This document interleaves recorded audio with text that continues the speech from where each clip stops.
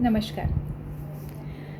जगी सर्वा सुखी असा तोच आहे, नशिबी ज्याच्या गाढ झोप आहे.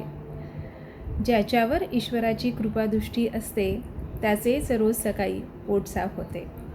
असं जरी असलं तरी परवाच एक मैत्रीण मला म्हणाली की सिमला दुआओं में याद रखना.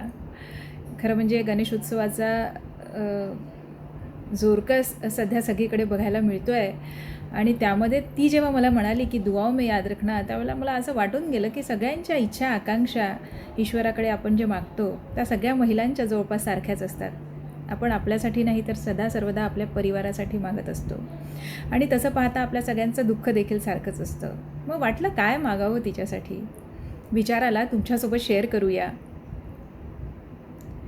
पहिला चहा रोज मिळावा आयता, पहिला चहा रोज तिला मिळावा आयता, अनंता तुला मागणे हेची आता.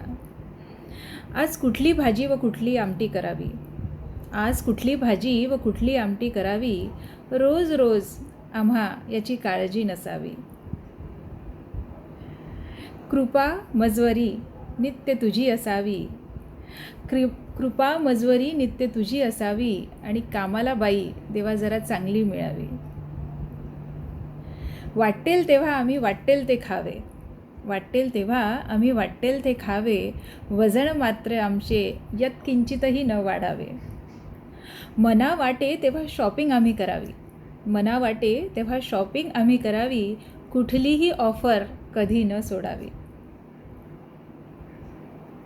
सदा सर्वदा मन प्रसन्न राहावे, कितीही राग आला तरी आम्ही कधी कुणावर न चिडावे.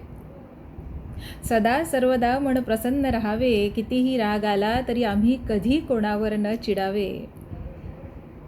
वय माझे वाटेल तेवढे वाढत राहावे, वय माझे वाटेल तेवढे वाढत राहावे, मनी बालपण किंचित जरा उरून असावे, मनी बालपण जरा उरून असावे.